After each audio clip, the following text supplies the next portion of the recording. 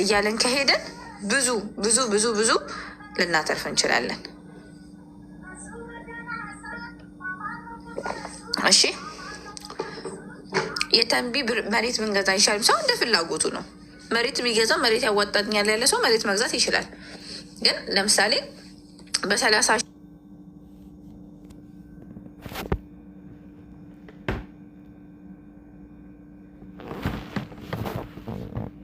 ድርሃም እኔ ያለክም ያልሰራ ወርቅ እስካን ተደረገ ማለት ደግሞ የምትገዙት እቃ ኢንኬስ እስካን ውስጥ ከገባ ይወረሳል፣ ያስቀርጣል፣ ኤቭሪቲንግ ያስቀጣል፣ ድርጅት እስከ ማዘጋት ይደርሳል። እሺ አሁን ለምሳሌ አንድ ሰው የተሰራ ወርቅ ገዛ ልበላችሁ። አይዲ የሌለው ሰው መግዛት ይችላል። ማንኛውም ሰው ብር ያለው ሰው መግዛት ይችላል። ብር ያለው ሰው ደረሰኛችሁን ይዛችሁ በፓስፖርታችሁ መሸጥ ትችላላችሁ። ከአይዲ ጋር ምንም አያገናኘውም። ብቻ እናንተ ሴፍ የሆነ የምታስቀምጡበት ቦታ ይኖራችሁ። ይሄው እየነገርኳችሁ ነው። ይሄንን ስለምትጠይቁኝ ነው። ወደ ሀገር ይዛችሁ መግባት አይቻልም። ከዚህ ሀገር ከመውጣታችሁ በፊት ሸጣችሁ ብራችሁን ይዛችሁ ነው። ኪሎ መግዛት ያዋጣል። ከአሜሪካ የምትኖሩ ከ24 አሜሪካ የምትኖሩ አሜሪካ ሀገር ዌብሳይት ላይ ያለላችሁ በጣም ብዙ ዌብሳይቶች ፊዚካል ጎልድም አለ። ይሄ አሁን እንደሚሉት ትሬዲንግ ላይ መግዛት ትችላላችሁ። ግን እኔ የምመክረው ፊዚካሉን ቤት አምጥታችሁ ቁጭ አድርጋችሁ ምናምን ነው። 22 ሺህ ማለት በጣም ብዙ ብር ነው። በዶላርም ቢሆን ስንሰራው ከ100 ግራም ይሄ ከተገኘ 1 ኪሎ አንድ ሰው ኢንቨስት ቢያደርግ ብዙ ብር ነው የሚያገኘው። እሺ አሁን ለምሳሌ እሺ ገዝቼ ይዤ ሀገር መግባት አልችልም ማለት ነው። የሀገር ይዘሽ መግባት አችም እኔ ተናግሬያለሁ። ይሄ ነገር ህገ ወጥ ነው። ኢንኬዝ ብያዝ እስካን ቢደረግ ካርዱ ላይ ያለው ነገር እስካን ከተደረገ አብሶ ፓምፕ ጎልድ ነው የሚባሉት አይሄድም። ጉግል አድርጋችሁ ማንበብ ትችላላችሁ። ይሄ እንትን የሆነ ሰው ይችላል። ኬርለስ የሆነ ሰው አሁን እኔ እንዳልኳችሁ ሀገርማ ኤርፖርት ጋር ይሆናል። እሱን ነው የምላችሁ። ይህንን አሁን ያልኳችሁን ኢንቨስትመንት መጠቀም የምትችሉት እዚሁ ገዝታችሁ እዚሁ ለመሸጥ ነው። ገባችሁ? ዱባይ የወርቅ ሀገር ናት። እዚሁ ትገዛላችሁ። እዚሁ ፓስፖርት የሌለንስ ፓስፖርትሽን ማውጣት ትችላለሽ። በ400 ብር ምን ያንቀራፍፍሻል? የኔ ማር በመቶ ሺህ ብር በዚህ ዓመት ውስጥ እኔ የሆነ ነገር ሳሳያችሁ ከነ ማስረጃው ነው ማሳያችሁ። በፊትም ተናግረሻል። በፊትም የተናገርኩት ተጠቀሙ ማሮቼ። ሰሞኑን አሁን እኔ በጣም ብዙ ሰው ወርቅ እየገዛው ነው ሊሳፈሩ ለሆነ ነገር ከመጀመሪያ ከ2 ዓመት በፊት ጀምሮ እያስተማርኳችሁ ነው የመጣሁት ስለ ወርቅ። ገባችሁ? እሺ አሁን ደግሞ ከሀገር ይዞ ለምሳሌ እድሜ ልኩን ወርቅ ይዞ ለመሄድ ለማስቀመጥ የሚፈልግ ሰው ደግሞ እናውራ። 400 ከሆነ አገናኘኝ። ወይኔ ግን ሰው እንዴ! ይሄንን ነው የምላችሁ። ይሄ ሁላ አስረድቼ ይሄ ሁላ ነገር አስረድቼ 400 ከሆነ እኔ ልግዛክና ና እኔ ገዛካለሁ። 400 ብር ናና እኔ ገዛካለሁ። እኔ የማስረዳችሁን ነገር ወደ ውስጣችሁ ክተቱት፣ አስገቡት። እሺ ያስረዳኋችሁን ነገር ወደ ውስጣችሁ አስገብታችሁት ቁጭ አድርጋችሁ ተመራመሩ። ይሄ ለምን ሆነ? ገባችሁ? እሺ የተሰራ ወርቅ ደግሞ አንድ ሰው የተሰራ ወርቅ ሲገዛ ለምሳሌ ኢማራት ውስጥ ከሆነ ለምሳሌ የምናደርገው ይሄ ለምሳሌ ይሄን ላሳያችሁ። ይሄኛው የወርቁ ብራንድ ማዛንቲን ይባላል። 21 ካረንት ነው። ባህሬን ያለ የተለያየ ወርቅ አለ። ፓስፖርቱን ነው ያለችሽ። ያልተሰራ ወርቅ ይዞ መሄድ ህገወጥ ነው። አዘርዋይስ ሙሉ ህገወጥ ነው ብዬ ካስረዳኋችሁ በደንብ ሊገባችሁ ይገባል። ህገወጥ ነው። ከሀገር ይዞ መሄድ አልችልም። አሁን ያስረዳኋችሁን ነገር መጠቀም ከፈለጋችሁ የምትችሉት ሱሚዬ ማርቴኪው እኔ ያልኳችሁ አሁን ያስረዳኋችሁን ነገር የምትጠቀሙት እዚህ አገር ብቻ ነው። በቃ አሜሪካ ካላችሁ አሜሪካ ሀገር ብቻ፣ ዱባይ ካላችሁ ዱባይ፣ ጀርመን ካላችሁ ጀርመን። እሺ እንደዛ ነው። አረባላ እሺ ቆይ አሁን እያስረዳኋቸው ነው።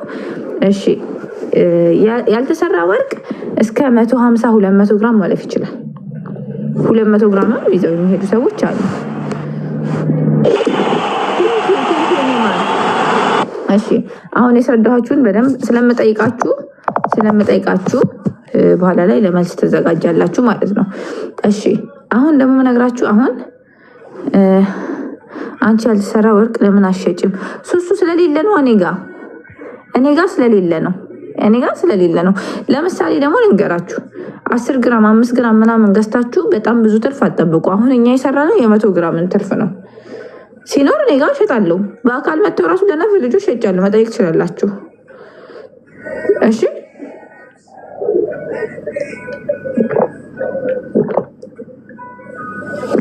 ለነፍ ልጆች እኔ እሸጣለሁ ያልተሰራ። እሺ ጥያቄያችሁን በኋላ ትጨርሳላችሁ። ለምሳሌ እኔ ዛሬ ወርቅ ገዛው።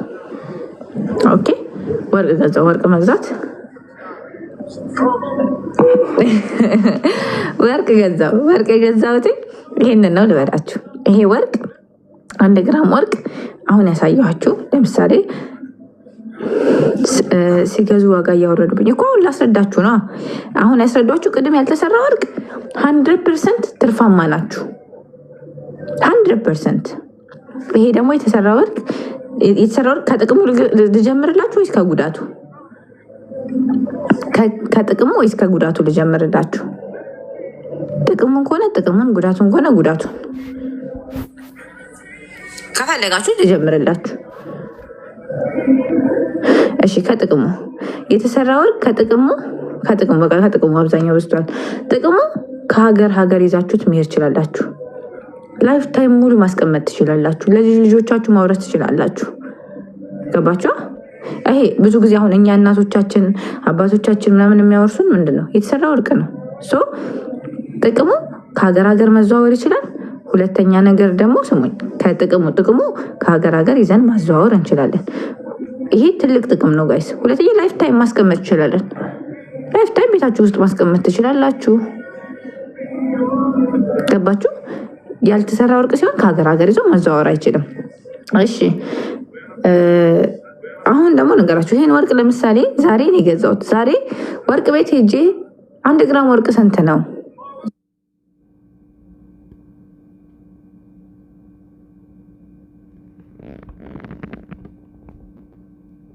ሁለተኛ ነገር ደግሞ ምን አለው? ሜኪንግ ቻርጅ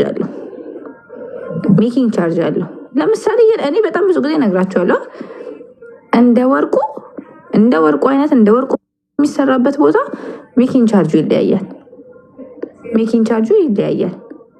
ሜኪንግ ቻርጅ ማለት ወርቁ የተሰራበት ዋጋ። ለምሳሌ ሱቁ የሚያተርፈው አለ፣ ፋብሪካው የሚሰራበት ዋጋ አለ። እነሱ ተጣምረው ምን ይባላሉ? ሜኪንግ ቻርጅ ይባላሉ። እነሱን ወርቆች አሁን ገባችሁ? የተሰራ ስንገዛ 468 ብር አለ፣ ሜኪንግ ቻርጅ አለ፣ ከዛ ታክስ አለ። እነዚህ ሶስቱ ተደምረው ምን ይሆናሉ? ሜኪንግ ቻርጅ፣ ታክስ እና የወርቅ ዋጋ ይሆናሉ። እነዚህን አጣምረው እነዚህ ተጣምረው ገባኩልኝ። እነዚህ ተጣምረው ስንት ይሆናሉ? የ1 ግራም ዋጋ ይሆናሉ። 5% ታክስ ያልኳችሁ ለምሳሌ የ1000 ብር 50 ብር ነው። አይቀየርም። የ1000 ብር 50 ብር ነው። 5% ነው። 5% ነው ታክስ የምትከፍሉት። የ2000 ብር 100 ብር እንደዚህ ያለ ይሄዳል። ይሄ ታክስ ነው። አሁን ያልኳችሁ ጥቅሞቹ እንዳሉ ሆኖ ያልተሰራ ወርቅ ለማትረፍ ስንት ጊዜ መጠበቅ አለብን? ያልተሰራ ወርቅ ሜይ ቢ በ6 ወር የተወሰነ ትርፍ ሊኖር ይችላል። ግን የተሰራ ወርቅ ሲሆን ደግሞ ምን ማድረግ አለብን? ታይም መስጠት አለብን። ለምሳሌ ነው የምላችሁ። ያልተሰራ ወርቅ ሲሆን ዛሬ ወስጄ ነገ ሄጄ ልሽጠው ብል ኪሳራ ነው። ኪሳራ ነው። እዚህ ጋር ታክስ ከፍላችኋል፣ ሜኪንግ ቻርጅ አለ። ይሄ ሁለቱ ኪሳራ ነው። የወርቅ ዋጋ ላይ ቀንስ ይችላል። ግን ወርቅን ለምሳሌ ለማትረፍ ከሆነ መፈልገው ምን ማድረግ አለብኝ? እየተጠቀምኩበት ጊዜ እየሄደ በመጣ ቁጥር ምን ያደርጋል? ብራችን እያደገ ቅድም እንዳልኳችሁ ነው። የዛሬ ዓመት ስንት ነበር? 24 ካረት ገባችሁ? እኛ ስንገዛው ሜይ ቢ ከነ ሜኪንግ ቻርጅ እና ከነቫቱ የዛን ሰዓት 21 ካረት 200 ምናምን ብር ከሆነ ገባችሁ? የሆነ ብር ይጨምርብናል። ምን ማድረግ አለብን? ምን ማድረግ አለብን? መታገስ አለብን። ሁለተኛ ነገር ደግሞ የተሰራ ወርቅ ሲሆን ለመሸጥ ሰዎች አይቸኩሉም። ለማጌጥ ለማስቀመጥ ምናምን ስለሆነ ይሄ ጥቅም አለው። ከሀገር ሀገር ይዘነውም ስለምንሄድ ጥቅም አለው። አሁን ለምሳሌ አንዳንድ ሰው ወርቅ እንደዚህ ነው፣ ወርቅ እንደዚህ ነው፣ ወርቅ እንደዚህ ነው። ወርቅ በቦታው ስለ ወርቅ እየገባችሁ የመጣ ቁጥር ወርቅ የመግዛት እንትናችሁ እየበዛ ይመጣል። አሁን እንዳልኳችሁ ነው። የዛሬ ዓመት 1 ግራም ወርቅ ስንት ነበረ? አሁን ስንት ነበረ? ስንት ብር አተረፋችሁ እናንተ? ለምሳሌ ዛሬ ዓመት ከኔ ገዝታችሁ ከሆነ የዛሬ ዓመት በስንት ነው የገዛችሁት? አሁን የወርቅ ስንት ነው ያለው? ትርፋችሁን በዛ መልኩ ማወቅ ትችላላችሁ። ገባችሁ? ስለዚህ እኔ ሁሌም ቢሆን ከዛሬ 2 ዓመት ጀምሬ ያልተሰራ ሜኪንግ ቻርጅ ሁሉም ሱቅ አለ፣ ታክስ ሁሉም ሱቅ አለ። ገባችሁ? ሜኪንግ ቻርጅ ሁሉም ሱቅ አለ፣ ታክስ ሁሉም ሱቅ አለ። ሜኪንግ ቻርጅ ሊለያይ ይችላል። አዎ ሊለያይ ይችላል። ገባችሁ? አዘርዋይስ ግን 321 ገዝቻለሁ። የስ አያችሁ፣ አሁን ስንት ነው ያለው? 1 ግራም 4 ግራም 270 ገዝቼሻለሁ። ለዚህ ነው ወርቅ ስታስቀምጡ ለምን ስለ እጣው አታውሪ? በሚገባ ለእጣው ብለሽ ከሆነ የመጣሽው ሰላምዬ እስክሮል አልፈሽ እንጂ ቁም ነገር እያወራው ማይረባ ነገር አታውሩ ጋይስ። እሺ ዲስካውንት ስታደርጉ ለምን አታሳውቁም? ስለ እጣ ለምትፈልጉ ሰዎች ቁም ነገር እያወራው ስለ እጣ ከሆነ እስክሮል አድርጋችሁ እለፉ። ስለ እጣ አይደለም ወሬው። እሺ 210 ገዝቼሻለሁ። የተለያየ ሰው እሺ ዲስካውንት ደግሞ ሲሆን ለምሳሌ እኛ ከወርቁ ዋጋ ላይ ዲስካውንት የሚባል ነገር የለም። ከወርቁ ዋጋ ላይ ዲስካውንት የሚባል ነገር የለም። ይሄን ነገር በደንብ ስሙኝ። ከወርቁ ዋጋ ላይ ዲስካውንት የሚባል ነገር የለም። ገባችሁ?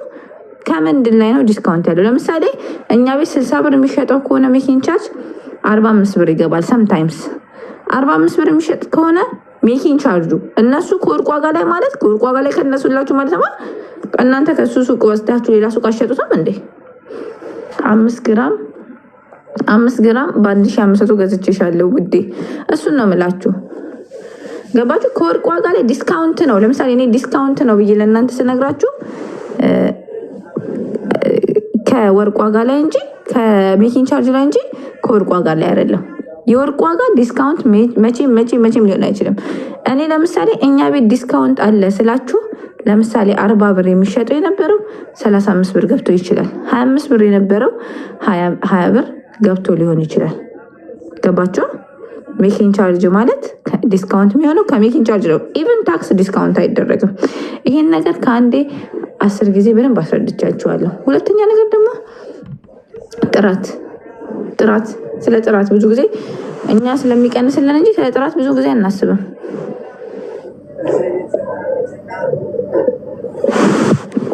ጥራት አበሻ ብዙ ጊዜ ጥራት ላይ ችግር አለብን። እኔ አብዛኞቹ ከስተመሮች አልሐምዱሊላህ በደንብ ነው ጥራት የሚጠይቁት። ኢቭን የሆነ ነገር this making charge paid per gram? Yes, per gram. Making charge per gram ነው ጋይስ፣ per gram ነው ሜኪንግ ቻርጅ per gram ነው። 1 ግራም ስንት ነው? 1 ግራም ፕላስ ሜኪንግ ቻርጅ ፕላስ ፋክቶሪው የሚሰራው ፋክቶሪው per gram ነው የሚያስከፍለው። ገባ? እኔ አሁን ብዙ ጊዜ ይኸውላችሁ ይሄ ማዛንቲን ይሄኛው ብራንድ ማዛንቲን ኤክስፔንሲቭ ነው። ሜኪንግ ቻርጃቸው ሲመጣ ራሱ ከቦታው ኤክስፔንሲቭ ነው። ግን ወላሂ ጥራቱ እንደዚህ ያስቀምጣችሁት ከሌላኛው ወርቁ ማዛንቲ መሆኑ ይለያል። እራሳችሁም ከፈለጋችሁ ገዝታችሁ ማወዳደር ትችላላችሁ።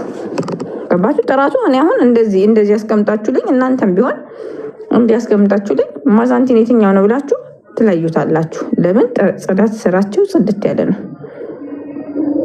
አጫዋች ስራቸው በጣም ጽድት ያለ ነው። ሰው ወርቅ በየትኛውም አጋጣሚ ኢንቨስት ወርቅ ላይ ስታደርጉ የተሰራ ሆነ ያልተሰራ አትራፊ ነው። የተሰራ ግን ጊዜ ይፈጃል። 1 ዓመት ሊፈጅ ይችላል ለማትረፍ 2 ዓመት፣ ግን ኪሳራ የለውም።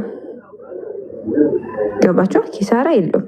አንደኛ ኤኒ ታይም ልሽጠው ባላችሁ ጊዜ አይዲያችሁን ፓስፖርታችሁን ይዛችሁ የትኛውም ወርቅ ቦታ ሄዳችሁ መሸጥ ትችላላችሁ።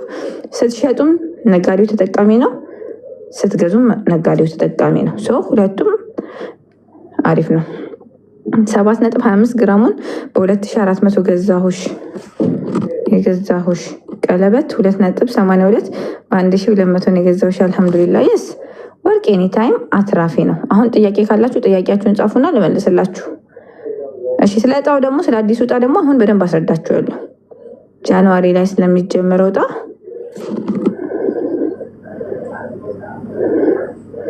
ጋምቤላ ወርቅ ለማውጣት ተቆጣጣሪ ሆኜ ዴር ነበር። ምን ተመክኛለች? ስለ ኢትዮጵያ ወርቅ እኔ ብዙም አላውቅም። ስለማላውቀው ነገር ደግሞ ብዙም ማብራሪያ መስጠት አልፈልግም። ጥያቄ ካላችሁ ጥያቄ መጠየቅ ትችላላችሁ።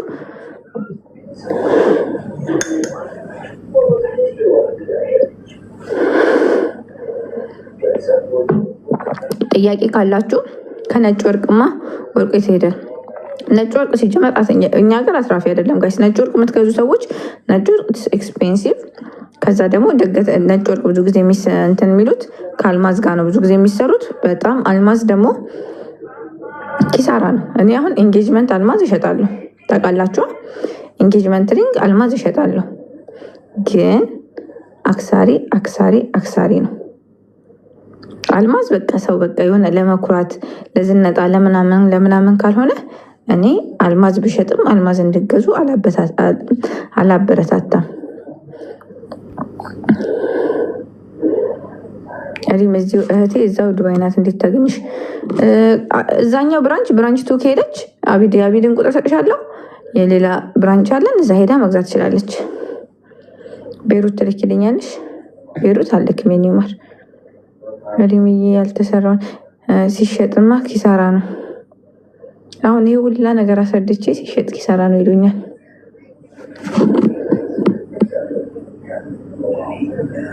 አዎ ብያቸዋለሁ እኮ ሜኪንግ ቻርጅ እና ታክስ ሲሸጡት አይደምርም። ለማትረፍ ለምንድን ነው ታዲያ? ያልተሰራ ወርቅ ከሆነ ከ1 ዓመት እስከ ምናምን ይፈጅባቸዋል። ከ1 ዓመት ወዲያው ገዝታችሁ ወዲያው ሲሸጡ የሚያከስራችሁ ሜኪንግ ቻርጅ ነው። ግን አሁን ለምሳሌ የዛሬ ዓመት ወርቅ ሲጨምር አሁን ቅድም እንዳስረዷችሁ ነው ከ100 ግራም ላይ 22 ሺህ ምናምን ብር ካተረፋችሁ ምን ታደርጉለታላችሁ? ስፔስ ትተውለታላችሁ። ወርቁ እንዳያከስራችሁ ከ6 ወር እስከ 1 ዓመት ባለው ጊዜ ከቆየ አያከስራችሁም በእርግጠኝነት። ምክንያቱም ወርቅ እንትን ነው እየጨመረ የሚሄድ ነገር ነው። ገባችሁ? አሁን ያስረዳኋችሁ እኔ አሁን ስላልተሰራም ወርቅ አስረድቻችኋለሁ። ስለተሰራም አሁን የመጣችሁ ከሆናችሁ አላውቅም። ያልተሰራ ወርቅ ያተርፋል። የስ ስለ ሁሉም ስለተሰራም ነው ያስረዳኋችሁ እኔ። እሺ፣ ሌላ ጥያቄ ያለው ሰው ካለ ትክክለኛ ጥያቄ ያለው ሰው ካለ መጠየቅ ይችላል። ስለ ሁለቱም አይደል ያስረዳሁት? እያንዳንዱን ከጉግል አውጥቼ ነው ያስረዳኋችሁ። ከዛ መሀል ስንት ስፔስ እንዳለው ደግሞ ሳይቻችኋለሁ።